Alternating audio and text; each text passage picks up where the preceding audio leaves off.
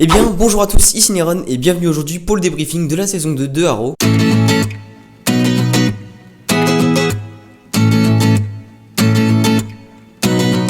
Et vu que la première vidéo que je vous avais fait sur la présentation de la série vous avait vraiment plu, on est presque aux 1000 vues, c'est vraiment d'ailleurs génial. Je vous remercie d'ailleurs pour tous vos commentaires et je vois que vous êtes également intéressés et vous appréciez également cette série, donc c'est pour ça que je vais faire des vidéos assez régulièrement dessus pour faire des petits débriefings de chaque saison, que ce soit sur la série The Flash ou Arrow. C'est vraiment les deux séries que je vais faire.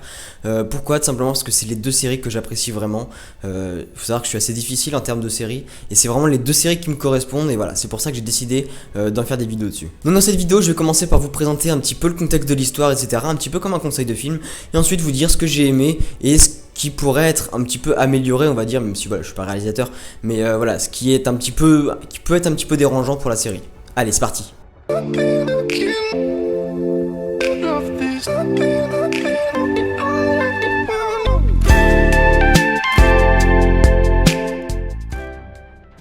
Bon là je vais essayer de pas trop vous spoil, mais voilà, je vous dis, c'est vraiment intéressant pour vous d'avoir vu la saison 2 pour regarder cette vidéo tout simplement.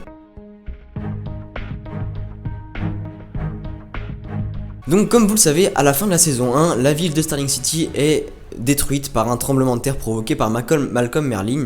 Et du coup, après avoir résolu le problème et avoir tué le réalisateur de ces dégâts, eh bien Arrow, donc Oliver Queen, va donc se retrancher du coup sur son île puisque voilà, il se sent coupable. Du coup ses amis viennent le chercher et va donc revenir à Starling City pour essayer de faire revenir l'ordre puisque des criminels se sont un peu accaparés la ville et du coup la ville est une destruction totale.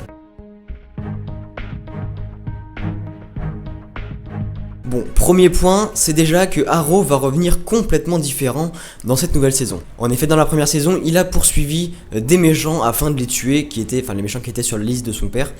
Et dans cette saison 2, ça va être vraiment complètement différent puisque Arrow va se faire un serment, le serment de ne plus tuer. Et du coup, les méthodes d'Oliver Queen vont être totalement différentes, enfin pas totalement, mais vont être vraiment différentes de celles de la première saison. Les ambitions ne seront pas les mêmes, tout simplement parce que là il va vraiment essayer de sauver Starling City, c'est-à-dire d'aider la ville et d'arrêter vraiment tous les méchants.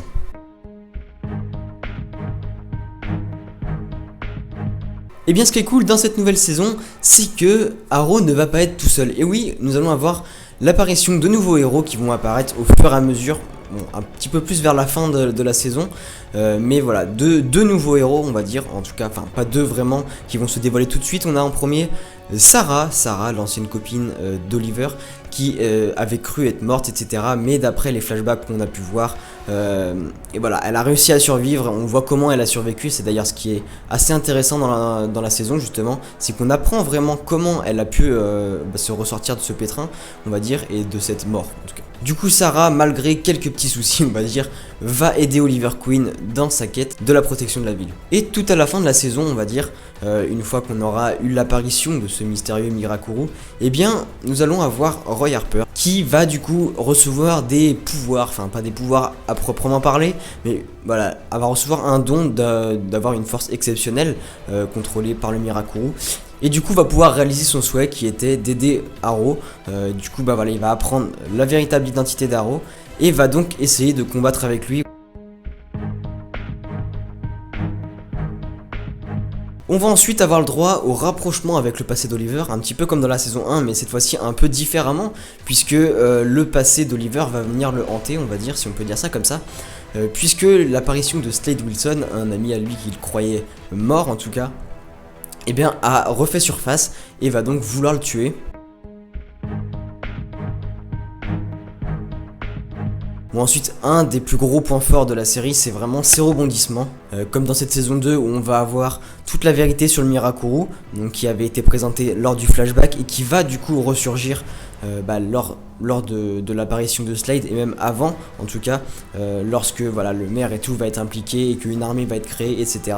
On a ensuite, comme je vous l'ai dit, l'apparition de Slade Wilson qui va apparaître un petit peu mystérieusement comme ça, mais qui va en fait avoir une apparition tout à fait logique au fur et à mesure des événements, puisque voilà, on va avoir l'apparition du Mirakuru, toutes ces incidents qui se passent à Starling City vont au final ramener tout ça à un minimum, Slade Wilson. Comme au gros rebondissement, on a également, donc là attention au spoil également, on a également la mère d'Oliver qui va être un très très gros rebondissement et qui va avoir une énorme influence sur la suite des événements, puisque la rage d'Oliver et donc d'Arrow va permettre ensuite, par la suite, de pouvoir faire face à cette colère va pouvoir faire face à toute l'armée de Slade Wilson. Putain, j'ai galéré de ouf là. En plus, il fait pas beau dehors. Oula, il pleut. On va ensuite avoir l'implication de Roy dans l'équipe suite à ces pouvoirs qui lui ont été donnés, on va dire, ces pouvoirs qui vont devenir d'ailleurs incontrôlables et qui va devoir d'ailleurs être neutralisés. Et enfin, on a l'arrivée de Sarah qui, sans elle, voilà, l'équipe d'Arrow n'aurait pas pu, selon moi, vaincre Slade, puisque voilà, elle a apporté énormément de par son histoire assez extraordinaire, notamment voilà, quand on apprend qu'elle a fait partie de la Ligue des Assassins, qui est parmi les personnes les mieux entraînées au monde au combat.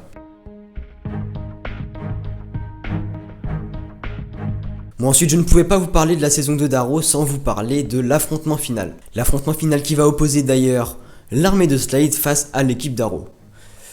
Et à la police aussi, qui va se faire un petit peu défoncer, hein, on est d'accord. Du coup, à la fin, Slade et son armée vont prendre totale possession de la ville et vont vraiment tout détruire sur le passage. Ils vont vraiment prendre tout le contrôle. Ils vont complètement dominer la ville et jusqu'à tuer le maire, à tuer toutes les personnes importantes comme les hauts dirigeants, enfin voilà, toutes ces personnes importantes qui sont essentielles à la direction. Et du coup voilà, bon bien évidemment c'était un grand moment, hein, cet affrontement final qui vraiment a très bien été construit, c'est-à-dire il n'a pas été construit vraiment, ça n'a pas vraiment été un assaut direct, c'est-à-dire qu'il y a eu des assauts qui ont été tentés, il y a eu ensuite voilà, une réflexion de la part de l'équipe pour ensuite voilà, savoir comment ils allaient combattre cette équipe de tueurs invincibles on va dire, puisque les tueurs en face et les personnes qui envahissent la ville sont entre guillemets invincibles puisqu'elles sont dotées du Mirakuru. Et du coup c'est intéressant la façon dont Arrow et son équipe vont réussir à trouver le moyen de vraiment stopper toute cette équipe et de faire en sorte de rétablir la paix. Bon ensuite si selon moi Arrow arrive autant à nous captiver, en tout cas voilà vraiment à nous donner envie d'aller la voir, c'est simplement que les épisodes sont coupés de l'un à l'autre au meilleur moment, de manière à nous impatienter et à nous focaliser sur l'intrigue et sur la suite des événements. Et enfin, nous allons parler de la Ligue des Assassins qui a pas mal été évoquée durant la saison, notamment voilà, par le fait que Sarah revienne, etc., par son aventure qu'elle a dû réaliser. Je vous parle de cette Ligue des Assassins puisque cette Ligue va avoir un impact énorme sur la saison 3 d'Arrow qui est selon moi exceptionnelle. Hein. C'est vraiment, la saison 3 c'est vraiment un coup de cœur, mais je vous en parlerai dans le prochain débriefing. Mais voilà, du coup je voulais vous en parler un tout petit peu. Puisque cette Ligue des Assassins, comme je vous le dis, va avoir un rôle très important par la suite. Donc c'est une ligue voilà, qui comporte les plus grands tueurs de la planète, on va dire, si on peut dire ça comme ça. En tout cas des personnes ultra entraînées pour tuer tout simplement par le maître Ra's al Ghul. Je sais pas si ça se dit. Il me semble que j'ai fait une faute là. On va maintenant passer à quelques petits points, pas vraiment décevants on va dire, puisque cette saison 2 reste vraiment correct, voilà, j'ai vraiment apprécié cette saison 2, mais voilà, les quelques petits points qui auraient pu, voilà, chagriner un petit peu, voilà.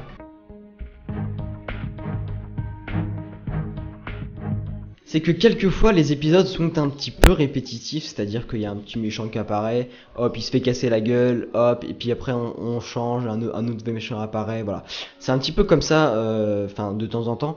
Mais ce qui est bien, c'est que c'est relancé très rapidement par un événement, donc notamment voilà, par les différents événements que je vous ai énoncés, qui vont faire que voilà, même si à un moment vous pensez que vous allez vous ennuyer et que voilà, vous vous dites j'accroche pas vraiment, tout de suite il va y avoir un événement qui va vous faire voilà. Oh, je l'ai réussi. Dans la dernière vidéo, Et du coup, c'est cet événement qui va tout changer dans l'histoire. En conclusion, cette saison 2 de Arrow est bien évidemment à la hauteur de cette saison 1 qui avait été une grande réussite. Mais selon moi, ce n'est pas celle en tout cas qui m'a procuré le plus d'émotions. Pour l'instant, ça reste la saison 3 que je vous expliquerai dans un prochain débriefing, qui est vraiment selon moi, voilà, qui est vraiment au-dessus des autres. Vraiment, c'est la seule enfin vraiment qui m'a provoqué des émotions, voilà, qui a vraiment réussi à me toucher. Et vraiment, voilà, c'est pour ça que je vais vous faire un débriefing d'ailleurs très rapidement, enfin plus rapidement possible en tout cas, c'est vu que j'ai pas mal de boulot à faire, j'ai celle sur The Flash et tout à faire, bon, vous allez voir, mais vous allez voir, franchement ça va vous intéresser. Sur ce, je vous invite à mettre en commentaire ce que vous avez pensé vous de la saison 2, voilà, pour avoir un petit peu les différents avis, et pourquoi pas, voilà, faire passer un petit peu vos avis en vidéo, pourquoi pas une fois, ça pourrait être assez intéressant, voilà, en tout cas, n'hésitez pas, je vous incite également à aller regarder cette saison 3 de Arrow, qui est vraiment extraordinaire, enfin bon, extraordinaire, bon, c'est assez fort hein, comme mot, mais qui va vraiment exceptionnel, vraiment, je vous le dis, hein, c'est vraiment une des... Putain, j'ai eu un gros rototo là. Cette saison 3 qui a vraiment réussi à me faire quelque chose, et voilà, vraiment je vous conseille d'aller la voir, comme ça voilà, vous serez prêt pour le prochain débriefing. Sur ce, j'ai plus qu'à dire, Piscilance, c'était Néron. N'hésitez pas à liker la vidéo, à commenter, et j'aimerais aussi vous remercier pour les 2000 abonnés, ça me fait vraiment super plaisir. Je vous en reparlerai un petit peu plus tard. Sur ce, j'ai plus qu'à dire, Piscilance, c'était Néron. Bye.